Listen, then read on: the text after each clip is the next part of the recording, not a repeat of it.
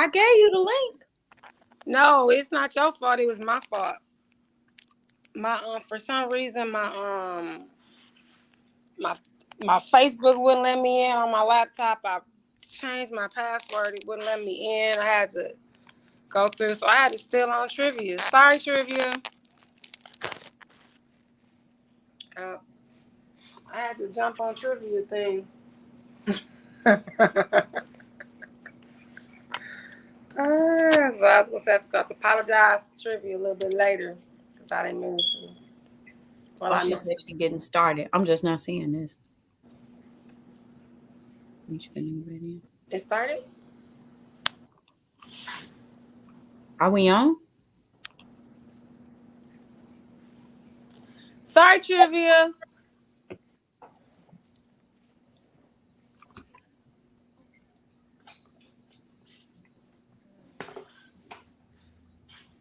She started yet? It says live. You serious? I kid you. It says live. Hey y'all. Oh, hey everybody. They've been tuning the entire conversation. I thought it was gonna be a commercial or something come up, but okay.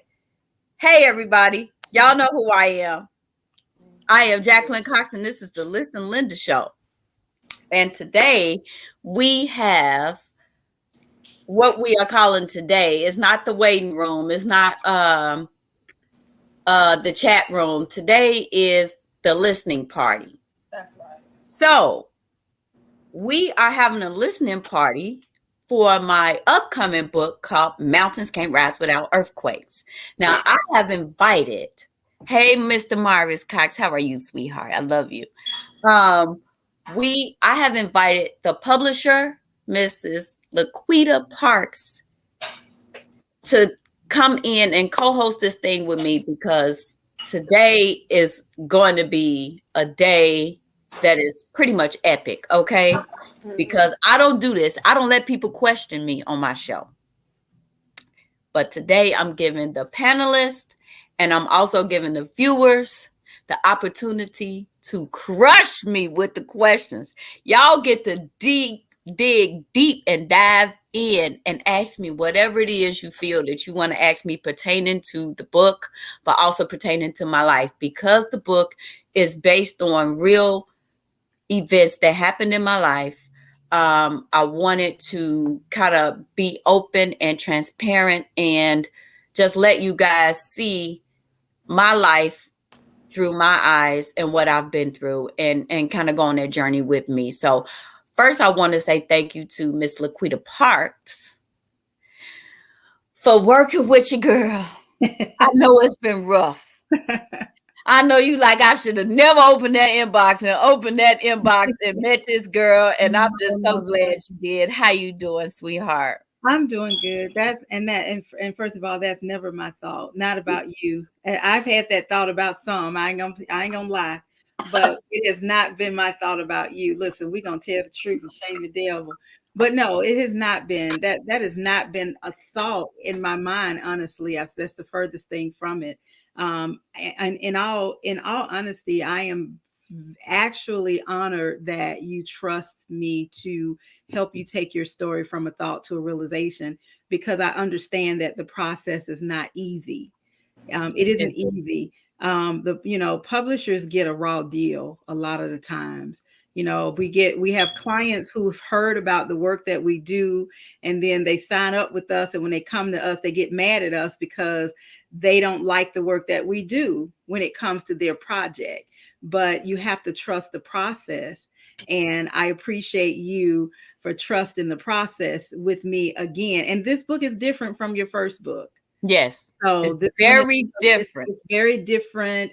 And I'm going to tell you, and so most people who know me, when I talk about them eggshell shoes, sometimes you have to have your eggshell shoes on. So sometimes I got to wear mine. Sometimes you got to wear yours, but we get through the process, so I'm honored that you trust PayPro Publishing to help you take your story from a thought to a realization. And because of this show, I had a conversation with the editor today about you. So, we're we're pushing it forward, and we'll see what's what. And now that you mentioned that, I want to get to my next guest, who is a very dear friend of mine, my Midwest girl. You know how we do it in the Midwest. You know, Yes. my trusted friend. Look, Yes. she called me at 12:30, y'all. Let me tell you the story, Quita. Chanel called me at 12:30. Well, she did. Was it before or after she sent the dissertation? She didn't send you a dissertation. That was after. That was after. So she called me. She called me at 12:30. Because I sent something to her, and she called me. She was finna check me, but we nipped that in the bud and got that out the way. I was not finna check her. She called me instead of sending me a message back. She said, "Let me get you on the phone," and called me. So I moved to the other room. We ain't gonna talk about what we was talking about, though. We're not gonna go there, okay? But look, we was on the phone until 13. From 12 midnight to 7:13. No, from 12 p.m. to 7:30. It's still a long time to be on the phone, right? Oh, that's why she didn't answer when I called. I got her in trouble. She got me in trouble. Her people snapping on her. I'm getting snapped on over on my side because they like, what is going on? You ain't cooking. We hungry. What's going on? You've been on this phone, but we've been getting it together for mountains, baby. So I want to introduce, if y'all don't know who Chanel Coleman Wesley is, she is a visionary, a playwright, a best-selling author, international best-selling author. I'm not yet. I'm about to be. Yet. Yeah, but it's coming. It's coming. And she's the visionary for she is the visionary for the She Said Yes to Herself unapologetically movement. And when I say the movement, that's not just the 2 summits that I was a part of and everybody else that's on this platform was a part of, but also the anthology that's coming out, which I'm a part of. I turned mine in. I turned my portion in already. Just got to do a couple of things more. But she's also going to, she's helping me get some things together with the book, and really, you know, helping me along that journey to kind of, you know, go through some of those emotions and stuff with me and kind of show me like how to color it and, you know, do little different things with it. So with this book, hopefully I would like for it to be released by the end of the year. But right now I'm doing pre-orders right now, guys. So what I want to do is kind of do like a listening party. Give you guys a few excerpts from the book, and then you guys can kind of tell me what you think about it and, you know, any questions you may have pertaining to the book. So, and I know the 2 women that's on here, they're going to be raw and real. They're going to tell me how they really feel about it. Mr. Cox said, hello, Miss Wesley. Hey, I'm Chanel, but hey, how you doing? So right now, without further ado, we're gonna get this thing rolling. Okay, we're gonna get this thing rolling, and I'm gonna start with an excerpt from Mountains.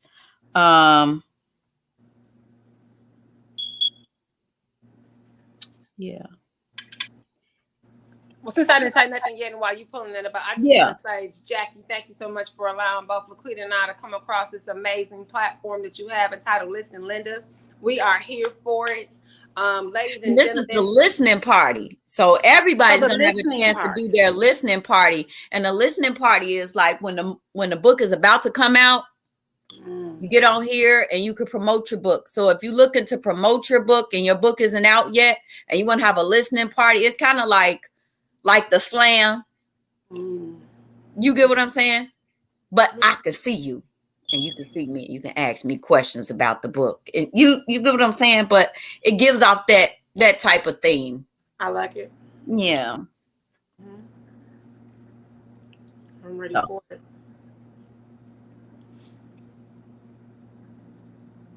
Go ahead, Chanel. I'm sorry. You fine? She eating too. I'm hungry. I want to say this. I feel like it was the perfect place because you finna spill some tea. You know what I'm saying? You about to spill some tea on tonight. I just want to say that it's powerful. This is a powerful story, Jackie. I really feel like it's just going to really be something that's really going to help women, young women, women who have, lived this life, just really kind of step back and get some inspiration to really become inspired. I think you have just it's a compelling story. It's an amazing read. So go ahead and put some stank on it, and I'm gonna sit back and give my commentation. But go ahead, I'm ready for this. And just to let y'all know, I'm not gonna use no profanity. Okay, I've been bleeping stuff out. Okay, so this is a revised version of what you got, Laquita. So you're gonna be pleasantly pleased. Okay. Okay, and this is from my book. If you guys don't know about the book, it's called Mountains Can't Rise Without Earthquakes. And it's a memoir based on true events that happened in my life.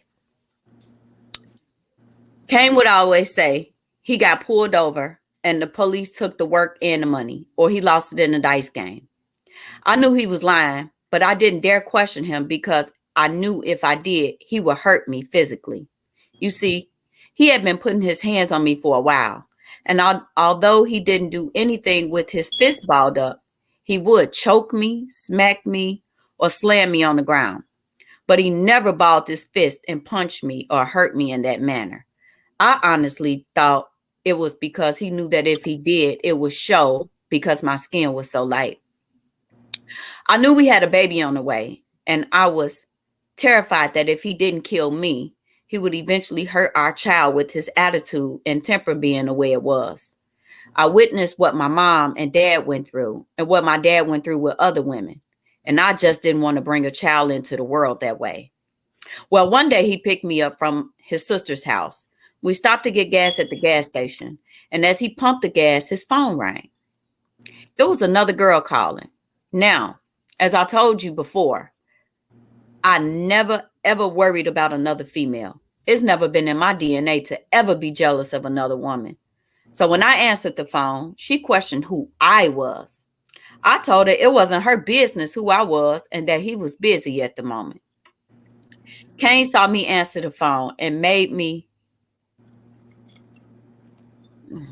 Kane saw me answer the phone and made a smirk through the window at me. Now, I hope he don't think he hurt my feelings, I joked.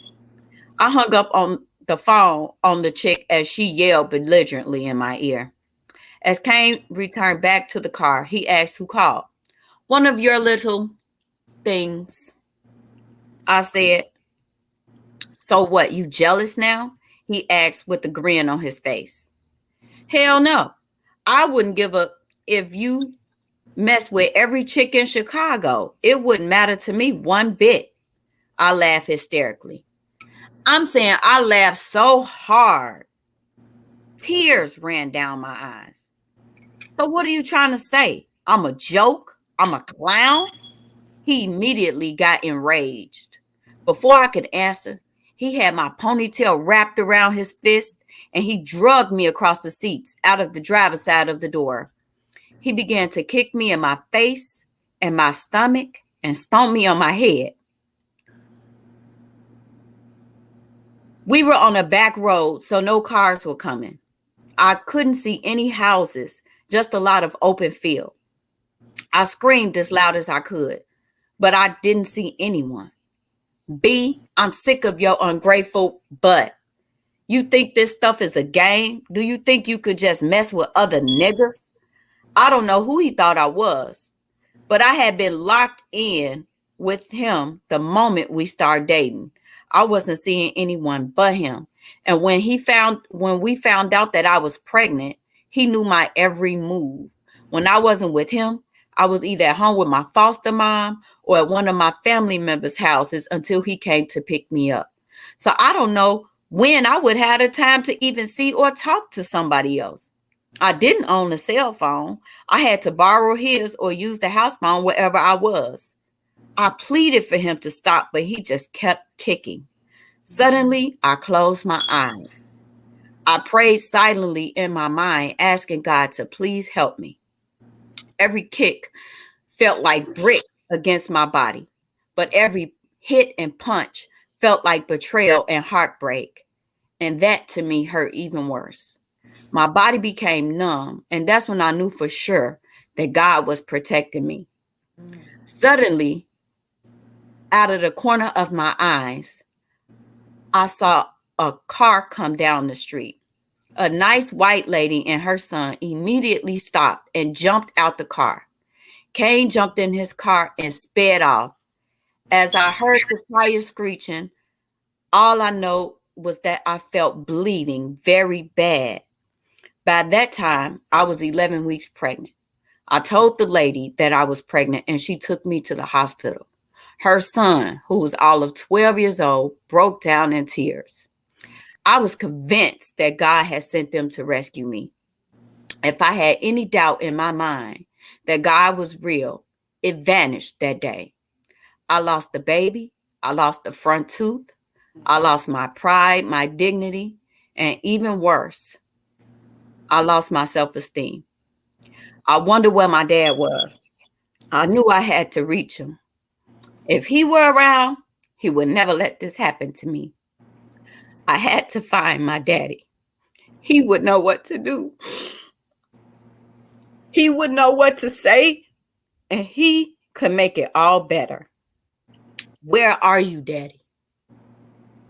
And that's Girl, first off, mic drop, honey. Like, I want to say I'm so sorry for the tears, but your ability to be so transparent about that moment, Jackie, I know that that had to be just very gripping, taking you almost back into that space, but you just really convey a powerful message. And it's unfortunate that so many women are suffering abuse, but it really speaks to that woman who has gone through something as traumatic as this, that help her to see that there can be light at the end of the tunnel. So Jackie, just thank you for being so willing to be transparent, willing to be vulnerable, to open yourself up, so that everybody see some really hard chapters in your life.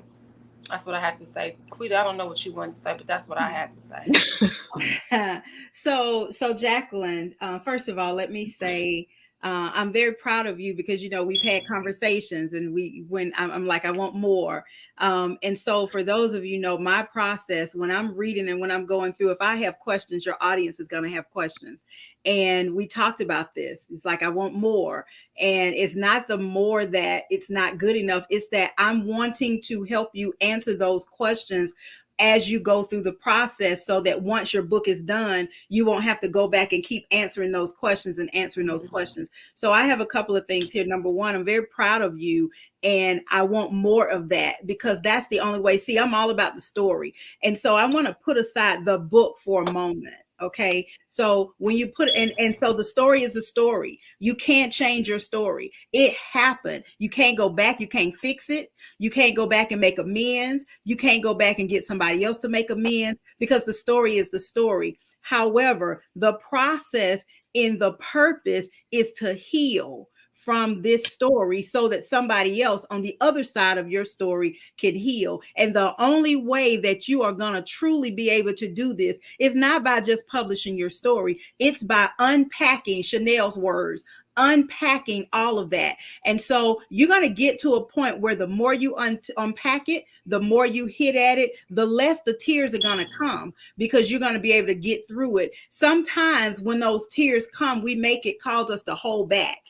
And every time you hold back, you got to get to that place again and you got to unpack again. When you let it out, when you let it flow, when you let it go, then and only then will you be able to get through your own story because somebody is waiting on the other side of mountains can't rise without earthquakes so that they can get to where you are. See, they're in the midst of it. There are some women, some young ladies who are in the midst of it. There are some who are getting ready to go into it and they don't recognize the red flags. So somebody said those warning flags are not over there to say, keep going, keep going. They're not saying keep going. Those flags are there saying, stop. Don't go any further. Don't come Right. this way. And Yeah. your story is saying, this is what happened to me. And the only way that you can pull those people through the fire, the only way you can pull them through the other side of through, is for you to keep going. And it's going to hurt. It's going to hurt, because when we have to relive those things that happen, it's going to hurt. Those tears are beautiful, but those tears are saying, I'm going to pierce through this. So Yeah. I'm very proud of you for doing that. I'm very proud of it, because I asked some questions, I pushed, and you were just adamant. You was like, Mama Quita, no, I'm not gonna be able. And what did I tell you? You're gonna have to do one or two things. You're gonna have to do it, or you're gonna have to quit writing. You're gonna have to stop writing this story, because in order for it to be so the story is good. It's good. If you didn't add any more to it, it's good. And I'm different. We talked about this. I don't care what your beta readers say. Your beta readers ought to help you sell books. That's the God truth. They're to help you sell books. However, your story is to help you overcome and heal. Whether you sell one book or a million books or bestseller or not, your story helps you heal. Now, for all of you who are listening to the listening party and you disagree with me, don't send me no hate mail, because my story is not going to change. I'm all about the story. Yes, your beta readers will help you sell copies. I want you to help heal. I want you to heal, because I want you to get through reading this story, and you will be so strong and so bold in the outcome of this story that your story is going to have the potential to help hundreds of thousands of people to heal. And the book sales will come. So your story is just that important. So I am very proud of you. And that's just a little bit of your story. That's just reading a whole chapter. She didn't read a whole chapter. You ain't even got to the grandma part. You didn't even start there. You didn't start there with mama part. You didn't start there with China. You didn't start there with China. You didn't start there. You started with, and look, so I love it. I love it. I love it. The tears mean breakthrough for me. So I say, keep going, keep penetrating, keep going, because it's going to help you. And all of those things that you got going on in here, Jacqueline, in here, you hear me? In here, in your heart, all of those things, mountains can't rise because of earthquakes, because this is your opportunity to not heal, but this is also the opportunity for you to heal. There's so many people, the group homes that you go to, Jacqueline, you have not yet begun. And I feel that in my spirit wholeheartedly. You have not begun to minister to these people, to these young people. You've not begun. So keep going. Don't let the tears stop you. Keep crying, because you're going to cry your way through the other side of through, and you're going to bring so many people with you. Chanel's story, she said yes to herself unapologetically, brings people on the other side. If the editor can say she was reading and she got some tips in the book herself, hardcore straight no chaser Kim, girl, yes. I love it. I love it. Keep going and listen. And I'm going to say this one last thing before I shut my mouth. Your beta readers are going to help you, but it's your book. Don't take to heart. Listen. I'm not telling you not to listen to them, but know your purpose. When you know your purpose, it doesn't matter what anybody says. Don't allow somebody else's opinion of your story stop you in your tracks and make you second guess what you know your purpose is. Okay? Because God gave that purpose to you. He didn't give it to me. As the publisher, I'm here to help you take your story from a thought to a realization, and help it connect to your intended audience. And I think it's going to do that. You have an amazing story. And I'm telling you, I know some people who didn't come through it. They didn't come through it. I know some people who died right there in the pavement at the gas station. You know what I'm saying? I know some people, a car passed by and saw them in the street, saw them getting beat, and kept going. That's not your story. That's not your story. I'm sorry, y'all. Today's Sunday, so I've been. I'm like, man, I didn't even get to the second excerpt yet, and I'm already I know that's what happened when you invite the publisher on. So hold on. So let me come back and grab some of this stuff that you were. Let's look at some of these comments for Jackie, because I know that this is an emotionally charged episode. So Michelle Atkins says, "Thank you so much for sharing your story. Very inspiring to see where you are today. You are a light for many women who are suffering in silence. Blessings to you, my sister." Carolyn Coleman said, "You have to release." And Dr. Velma Bagby said, "So true, Laquita, RED, retreat extremely dangerous." And she says that your story is important. Carolyn Coleman said, "Laquita, you are speaking truth." Dr. Velma said, "Preach." And Dr. Velma said, "Yes, it's amazing. My husband and I were just talking about what God has brought her through." So that is amazing. So just think about all the different people that your story is impacting. Somebody is definitely wanting to hear on the other end of that story. So I know you have another excerpt. Yes. Jackie. So sis, let's go. Let's put on them track shoes and let's run this race. Let's see what that next excerpt looks like. Okay. Kevin was cool. He was laid back, only had one kid and no baby mama drama. He picked me up from work, took me to work, and always introduced me as his woman. We spent a lot of time together. He would pick me up at the end of the block so my foster mama couldn't see. He even bought my first Keisha Cole CD. We went out a lot. It was cool. It was actually so cool that my little sister became jealous. Now, she was the one who hooked me up with him, and she thought that he would do me dirty like he did the other girls that she saw with him. I knew he was seeing other girls, but I didn't care. I was young, and I saw other people too. So I never tripped on stuff like that. So when she told me that he was with other girls, I just laughed it off. But Kevin, on the other hand, now he liked to have his cake and eat it too.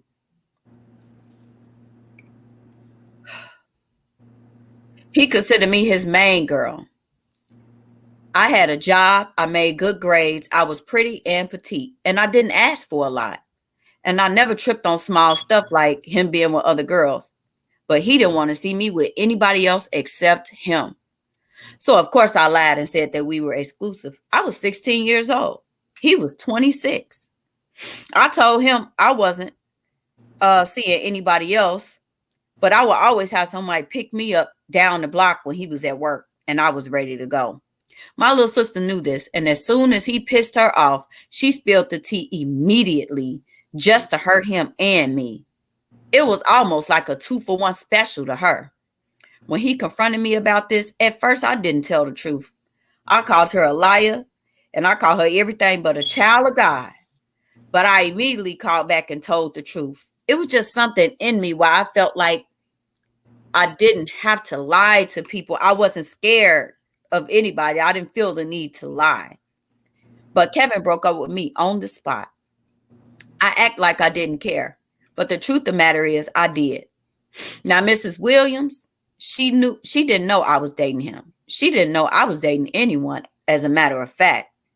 One day, she was going through my phone and saw text messages back and forth between me and Kevin. She saw that text about the age difference. She saw the intimate text and the plans to meet up one day. One day, I told her I had to go to work, but I called off to be with him. She called my job one day looking for me and found out that I wasn't there. She became so angry, not because of what I was doing, but because I was sneaky about it. When I got home, it was way past my curfew. She told me if I was going to be grown and bouncing back and forth down the street, seeing grown men, then those same grown men had to take care of me. I told her I was grown and that she was the one who created the monster. She allowed me to date older men. I told her, oh, it was fine and dandy when your mama was hooking me up with older men, as long as it benefited y'all, right? As long as they was giving y'all money and doing what y'all asked them to do, it was cool. But once I find somebody that I like and I don't tell y'all about it, now it's on me. As her kids watched in awe, I knew what they were thinking. She must want to die tonight. Because they knew Miss Williams did not play. And as I packed my stuff, I called Kevin. And he was right there. He pulled up immediately in the backyard. He came and started carrying my bags from the porch to his red Jeep. As I handed everything to him in garbage bags, the same way I came was the same way I left. When I left Miss Williams' house, I left a lot of good memories, family outings, barbecues, family movie night, and a mother-daughter bond I never had with anybody else. But most of all, I left the safest place I could have ever stayed. I left a real family. And at the tender age of 16, I didn't realize that I was still just a baby, but I was about to learn. Mm, mm. You're going to learn today. Kick me out, baby, the same way I came. You know what? You know what? It's amazing how hindsight is 2020. Girl. Yeah. And we've all been there. I've been a hot tail teenager before. Mm-hmm. I've been a hot tail teenager. It's amazing how I've been a hot tail teenager dating older men. You know, underage, no, I wasn't supposed to be dating older men. And they knew how old you was. They knew everybody knew how old I was. Exactly. They knew and didn't care. And so we call those dirty old men now. Mm-hmm. You know, when we were younger, we didn't call them that. Now they're dirty old men. And you know, Jacqueline, what I enjoy and what I enjoyed when I read your story the first time, and of course more questions. I always have questions. It is, and I won't go into those questions. I'll reserve those questions for our time. I won't do that live. But what I enjoy about you and where you are now is that there is no, I think Chanel might have said it earlier, your transparency. See, you have to know this. You have got to know this. And anybody who's listening, that goes for me and my own story, and Chanel and Dr. V and anybody else, Carolyn, Lachelle listening. In order for you, if your goal is to use your story to help other people, you have to be transparent. You have to be honest about it, and you have to be willing to be vulnerable, because no matter how you shake it, no matter what you add or take away, there are going to be those who are going to judge you about your story. Your story has villains in your story. There are villains in your story. The villains in your story, even when you change the names, the people that know your story, they know who I'm talking about. Right. And they're villains. And so if you don't want to be a villain in somebody's story, then get your act right. That's right. You know, so they're going to be villains in your story. But in order for you to truly be able to use your story to help other people, see, God said in the word, God said we have to bear one another's burdens, right? So in bearing one another's burdens, that means that I'm helping you shoulder your story so that you can heal from your story. And it's like a domino effect, because you need to heal. Something in your story is helping me. Something in your story is helping Chanel. And it's a domino effect. And every time we share your story, somebody else who hears your story through us begins the healing process. But it has to start with you. You're the incubator for it. Yeah. And so being transparent, I love that, and not being ashamed, because the people are going to judge you, but you don't have to allow other people to hold your footsteps to the fires of your past. Yeah. And getting it out, saying, I am no longer consumed by what happened to me. My story is being used to help somebody else, because there are those, again, who don't know that they can get to the other side of through. So I appreciate your transparency. And hey, I put it out there.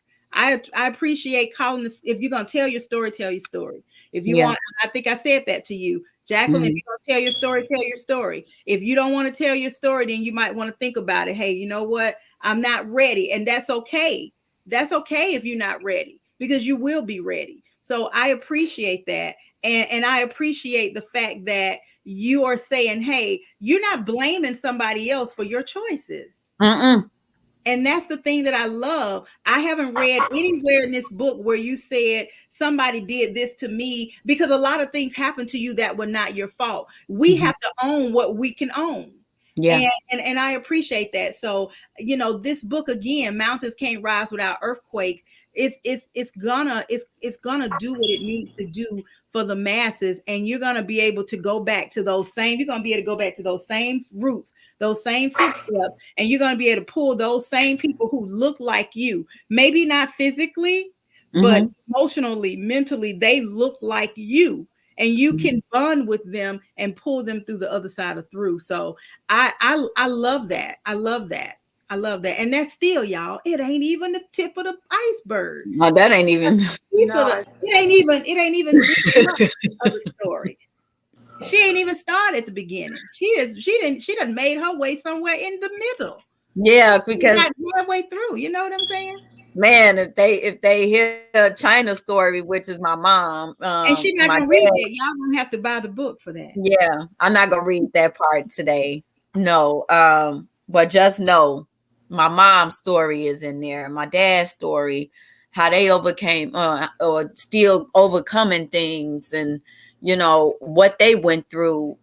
As a a biracial couple. Like it is a lot of things that that I speak about in here, dealing with interracial couples, dealing with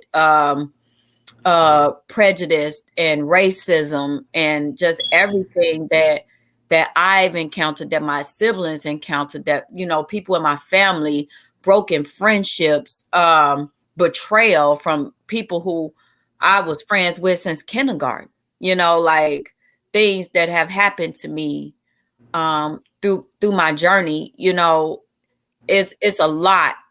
It really is a lot to and it's your story. It's your story. That's what people need to know. You're not telling China's story. No. You're telling your story. They're just characters in your story. Yeah.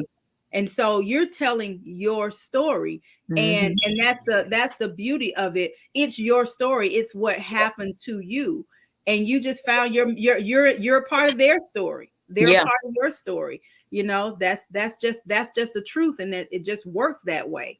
So I know Chanel trying to finish because she got a whole lot to say. I can see it. I can see it oozing through her pores.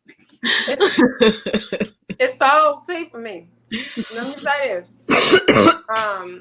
I think it's just powerful for a person to walk back through their story, through a rough space, and be able to celebrate or be empowered in a space that they were once taken in, and once they were felt overcome and defeated. And I like the story because we can all, well, I won't say we can all, but most of us can resonate what it feels like being that 16-year-old girl that's in love with somebody. He might not have been the right somebody, and you're risking various things to be with this person. And so, when you read, it just takes me back to when I was 16. And the things that you're willing to do in the name of love. Love is a very powerful motivator. It can create some amazing things, or it can also create some very dastardly things. People have done a lot of things, quote unquote, in the name of love. Yeah. So I just think it's just, it helps us to, again, see back those stories. And I think, Jacqueline, what makes you such a powerful writer is your ability to be able to be unapologetic in your story, to open it up, to take down those layers. Most times we want to present ourselves as if everything is okay, as if the sun has always been shining. We've never had any clouds. There's never been any rain. We haven't gone through any storms. We just have this picture perfect, polished image. And what really connects me to your story is your ability to describe what's going on in your story, and to see that there is another side to the story. Yes, these things happened, but there is another side. So talking about how it took those earthquakes, it took those earth-shattering moments to really bring your story to fruition and just push you out on the other side of your story. So again, when I tell you I'm loving this book, if I don't do the audio for this, I'm gonna know something. I'm gonna just say that. You don't feel some kind of way. You don't feel some kind of way. This thing, it's a problem, sis. It's a problem. Let me just tell you that. She said you gotta be the trailer, right? I know you want to be the narrator. Yeah. I know you're doing the trailer. Yeah, I'm saying. I know you want to be the narrator for the audio book. I'm talking about that audio book. If girl, I know, but I know that you are also doing the trailer for this I'm book just gonna too. be like, Yeah, she is doing my trailer. She's Right. doing That the I didn't hear trailer. her say yes. I'm like, I know you're doing the Oh, yeah, Playing she them trailer. both doing on it. an audio book because I mean I could see this like turning into a lifetime movie, just a lot of different things that could happen. I told y'all Sis, Keisha Cole if stole my I'm show. She not on the stole my audio story. book though, I'm gonna know something. That's all I gotta say. If I'm That's not, why I if went to I'm not copyright reading my it, stuff. Let me tell you why I copyright my stuff, Quita. Even though y'all been telling me to do it. So I watched this movie, this Keisha Cole movie. And look, I said, she must have read one of my excerpts and put this in her movie. If you see the movie, you'll see what I'm saying. A What lot of movie? I things know I from don't my watch TV. What story. movie y'all talking about? This Keisha Cole, she did a Lifetime movie based on her life. Oh, okay. I didn't know. I don't watch it. And the story, not that I'm like no famous singer or nothing like that, but just the story was basically a story about the relationship between her and her mom. Okay. It based off her show though. I know she used to have a reality No, it TV was show. based off her life. Yeah. So it was, she basically told the story about her relationship with her mom, right? That was really what it was centered around. Of course, she brought in other things dealing with guys and, different things like that. But the main thing when it was speaking about the way that the movie was portraying her and her mom's relationship was literally almost identical to Mountains. Wow. So her mom, which was Frankie, was dead on like China. Dead on, even down to the looks. Looked like my mama in the movie. Mm-hmm. And it that's what caused to spark the show to be today. Like the theme of the show today, because it triggered me. So I know if it triggered me, it had to trigger people like me, who, so I'm like, okay, well, let me show people that, we all, some way and somehow, it don't matter if your mama ain't a crackhead, you done dealt with an abusive man, you done dealt with older men, you done dealt with betrayal from best friends, and you done been in these type of situations where you was homeless and flagging down somebody and they try to do something to you. Like, I'm giving too much of my book, but yeah, you are. I'm like, stop talking. I'm giving too much of my book. But what I will say is this book is one you would want to read. Y'all nosy anyway. Y'all be all on my page stalking, trying to put puzzles right. and pieces together. Exactly. So instead of wrecking your brain trying to figure out what I done been through in my life and what I'm going through and this and that, better book. Better book. That's one thing that's one of the things that I love about being a publisher. I get a chance to get to know people. Like you can like you're watching people or you see it and it's like, okay, why they act like that? Or you don't know. But then when I have a chance to read their story and read the rawness before the editing and before we, clean it up, I'm like, okay, now I understand why this person is, and it causes me to have more compassion. I'm already a compassionate person, but it causes me to have more compassion and more empathy, because now I know what you've been through. And somebody who knows you say, okay, well, this person is just like, but no, you don't understand. This is why. It's because, and we've got to show a little bit more grace. We should anyway, but that's what I love about being a publisher. And I love the, I said before, and I know Lachelle is listening.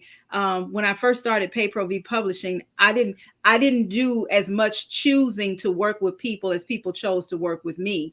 And now I'm in a position where I get to choose, and I've always gotten to choose, but now I own that power. You know what I'm saying? Now I own it, and if I don't want to work with you, I don't have to work with you. Yeah, and I don't have to. As my girl says in she said yes to herself anthology, I don't have to shrink myself so that other people can appear big and feel like, hey, it's an honor for you to work with, for me to work with you. No, you got that twisted. It's an honor for you to work with me. And I don't say that for you, Jacqueline. It is an honor for me to work with you. I'm just saying. It is an honor for me to work with you, but we both feel like we the prize. Yeah, we talk about ideal clients. You know what I'm saying? Yeah. And being able to work with somebody who's gonna trust you to bring the best out of them. Yeah. And to make sure, and you said we're nosy. Readers, we're nosy. We want to know. We want the tea, right? We want the tea. And y'all know I want the tea. So if I want the tea from other people, I gotta bring it. Yes, you want the tea. You want the tea. Yeah. So you know what you get over here with unlike other, and I don't know what other publishers do. That's not my business. What they do is not my business. But over here, we get the raw and the real. And Chanel knows I'm not the one that's like, okay, well, we gotta have 10,000. This, we got to be the bestseller of this. We got Chanel. No, that's somebody else's job to do. LaQuita is not concerned with that. I'm not concerned with never. I am not concerned. And I have authors quality over quantity. Exactly. Yeah. I have authors who are bestsellers and I love them. I've done best-selling anthologies. I've been best-selling authors who have been published through T.R.I.V.I.A publishing. I love it, but that's not my thing. My thing is quality. Are we reaching who you want to reach? Are you getting your story out? Because I thank you, Chanel. Because of Chanel, it took on a whole different. You started it, Chanel, with Walking Limitations, featuring Walking Limitations, and then Jacqueline, you started it when You Say My Name. And so that took on a whole different meaning. And it's not a bestseller. It could be, but it's not my thing. But it's like, wow. I hear people every day saying, wow, I know your story. I know your story. Don't give up. Keep going. Grady Hospital owes you. Keep going. So, but I mean, so when you do your next book, you just backtrack that book and you attach that baby to her and you make her do some work to help her lift up. Because I'm definitely for the impact of the story, but yes, I'm concerned about where that thing is going. That's why I said. That's why it take a whole lot of people. It take a village. It take a village. So I'm like, my job. This is my job. So there are people like Chanel and Jacqueline. They hit it. So that's my. I don't have a problem with it. That part right there. So LaQuita is gonna help you provide impact, and she's gonna do all that stuff. You know, sis, I'm gonna tell you, like, let's unpack her, let's shape her, let's push her out there. But what my job is to do is to make sure with the sales. And so that's the part where I come in. So ladies and gentlemen, there will be a trailer coming out for Mountains Can't Rise Without Earthquakes at some point this week.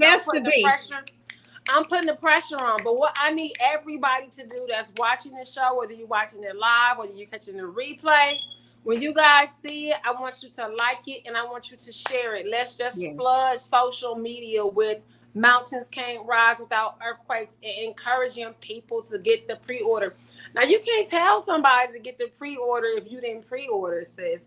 You can't tell them to get the pre-order if you didn't get the pre-order. But now, so when I tell people, look, get the pre-order, I can speak with authority because I already got mine. Ain't that right? Yeah. I did mine. Okay.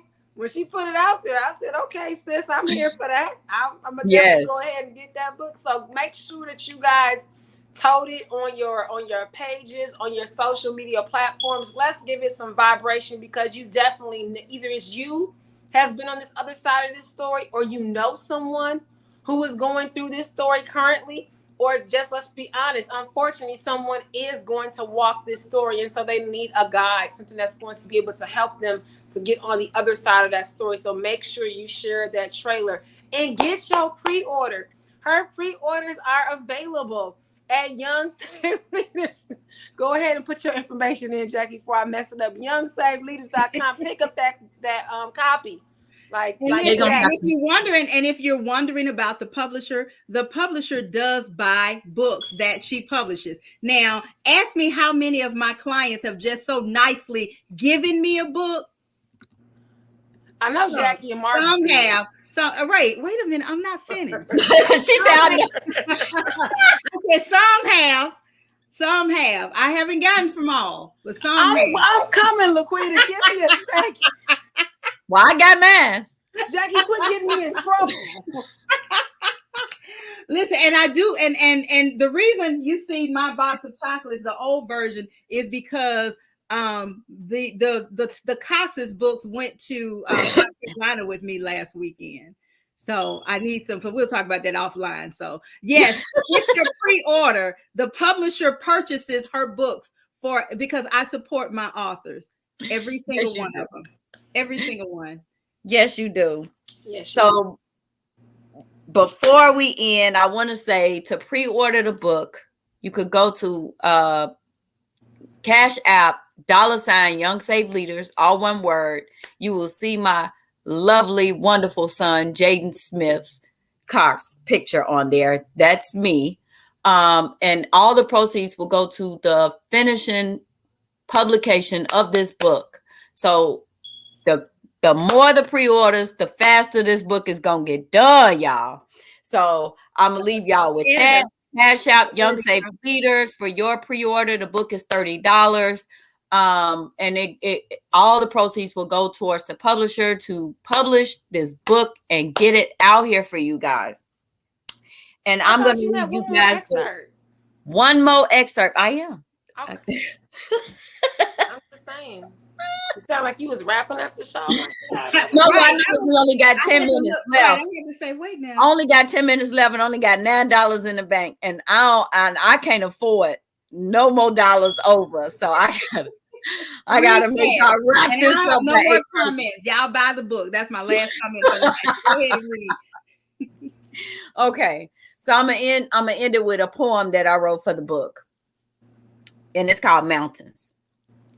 Life is an endless journey, full of twists and turns that make us worry. But just like mountains high, we must face the quakes to reach the sky. For it is only through the rough terrain, the obstacles that cause us pain, that we can grow and learn to thrive and reach the peaks where we can strive high. Embrace the challenges that come our way and trust the journey day by day. For every stumble and every fall will lead us closer to our ultimate call. So let us climb the mountains tall and brave the earthquakes big and small. For in the end, the view is grand and we'll be stronger than we've ever planned. Life may have its ups and downs, but with each challenge, we can wear our crowns and rise above the turmoil and strife to live a life full of purpose and life. So let us climb with courage and might and never give up on the climb to the light. For in the end, we stand tall and free, ready to conquer whatever may be. So embrace the journey with all its quakes and trust that every step we take will bring us closer to our dreams and make us stronger than we've ever deemed. Yes. Honey, let me tell you something. First of all, I'm just start going around just throwing the mic down when you start talking. Sis, if I don't do the audio, I'm gonna know something. I think she want to do the audio, Jacqueline. I see. I already asked her to do it. That's what she talking about. Saying, I don't do it. You know what? I said I wasn't gonna make no more comments, but I lied. I don't try lie. I try not to lie, but I lied. I want you to know, Jacqueline, that you will be healed from this. And if you choose to cry, you won't cry over this story any longer. Your stories will, your tears will be tears of joy. They won't be, my prayer for you is that your story no longer triggers you. Because when your story no longer triggers you, then we still get emotional about our stories, but not because it triggers. So you'll be able to get past it and to forgive yourself for all of the things that happened to you, and everything else will work itself out. The people that you need to touch, the people who need to be reached will be reached through your story, because mountains cannot rise without earthquakes. Everything that happens to us happens for a reason. It's not for you to hoard your story. You cannot be hoarders of your story. So again, I'm going to say this: 100% of everybody living and dead has a story, and there's somebody waiting on the other side. There's somebody that's been waiting. They're waiting for mountains can't rise because they don't know how to rise. They're not going to make it through the night. They're not. Somebody has their foot on their neck right now, and your story is going to give them hope. So keep going. Keep unpacking. And here's the thing: once you unpack it, you do not have to repack. You don't have to do it. I love you. I love you guys too, everybody. I ain't gonna tell you nothing wrong, girl. I ain't Look gonna. at Chanel, she's so funny. I just sent Chanel a message, and I know she read it because I saw her face. So that's my story, and I'm sticking to it. Oh, man. thank you, baby. My husband said beautiful poem. I mean, I think that's just amazing. Y'all all right with me. Y'all like Bonnie and Clyde. I'm here for it. I love it. Right. That's my age, baby. Right. That's my nigga. Don't get no bigger. I'm here for all that energy. I'm gonna just say that. But y'all make sure again, y'all go ahead and check out my girl's amazing story. Make sure you support her by pre-ordering this book that's going to be hitting the stores soon. We don't know toward, so make sure that you go ahead and pick up your copy. Don't be the one on the late show like, dang, sis, you got the tea. And you can get more than one. Don't be scared to pre-order more than one copy. Get some for some people that you know would need to read this book. And I will say this before we go: for the first 50 people to pre-order this book, you will get a free copy of It Can't Always Be Night, and you'll get one other secret gift that's going to be a surprise. Oh. So you want to get this book because you're basically getting like a 5-for-1 special. So if you pre-order, the first 50 people to pre-order Mountains Can't Rise Without Earthquake, Cash App, Young Safe Leaders, is $30. If you don't have a Cash App, you can Zelle me at classydefined@gmail.com. I'm putting it in the thing now. All proceeds will go to the publication of my book. So we can get this show on the road, baby. It's on the road. But we gonna get this thing going. We gonna get this train moving. We're gonna get Thomas moving. I can't wait to have an actual copy in my hand, because like I said, I didn't read everything already, but I just can't wait to get the actual You ain't read everything. And you know what? You did say you was adding stuff. You know what, Chanel? So what I would suggest when you get the copy in your hand, I would suggest that you hound her for a copy and let her send you a copy and then tell everybody. Else. Exactly. And then tell everybody that you got your copy. Let me tell you something about me. Give her that I'm gonna send one person no copy, okay? When I send mine, I'm gonna send it to everybody at one time. So okay, nobody be mad at me. You see how Negroes do you. You see how they do you. But I know, but Chanel, don't worry about it. I know one person. I know one person who will get it before she get it. So don't worry about it. Okay. See the queen of me. She said, don't worry about it. Don't worry about it. See how they do you? Yes, don't worry about it. She gonna make me feel all like I needed to send her. Then she gonna just say, I ain't gonna do that to y'all. I'm gonna send everybody they copy. Oh, look. Wait. Look, you stronger than me. Carolyn, you stronger than me. Don't co-sign on her, Carolyn. Donnie, do it. Carolyn, Gentry, you my friend. Don't you co-sign? Gentry, you my friend. Let me tell you something. I'm not strong as you, Chanel. Okay? They come for me, they gonna hurt little old me because I ain't got it in me, okay? I ain't got the fight in me, okay? They won by default over here, baby. I'm letting y'all know. I love to be in the middle of a fight with my clients. I love it. And then Carolyn just got in on it, and I know Lachelle on there. It's just so. Yeah, I'm telling you. I love y'all. I love you, Gentry. That's why you my favorite, Gentry. Yes. Boom. Yes. Boom, Dr. Gentry. V. Dr. V. Right. I'm claiming Dr. V too. I'm claiming Dr. V too. She said no all together. Yes. I love it. But congratulations. No, thank you guys. And thank everybody so much for tuning in. And thank y'all. I thought y'all was going to look. Y'all missed y'all opportunity. Y'all supposed to come at me with these questions. Nobody got. I don't have no questions because I don't have no questions. Carolyn said, Gentry is in the house. Yes. Come on through, Gentry. Yeah, we gonna have to see the next. You know what? That's okay. You know what, Jackie? I'm inviting you to the hot seat on my show. Just now. You on hard questions? Okay. You come on. She said yes to herself on Tuesday. I'm gonna ask you all the hard questions that we didn't I've been waiting for somebody to ask me some questions. And nobody had no questions. I'm not asking any questions. I'm gonna ask them. I'm gonna ask the questions. I'm gonna be Jackie. Use Jackie. You gonna be me to me? Yes. I already asked. Like they be scared to come on my show. I love y'all. Come on my show. Jacqueline, I already asked you my questions. You just haven't given me my answers yet. Your questions was too much. You see, Chanel? I see. Your questions was too much. But we'll talk. I see questions. Yeah. You don't have to have a look behind the excerpts.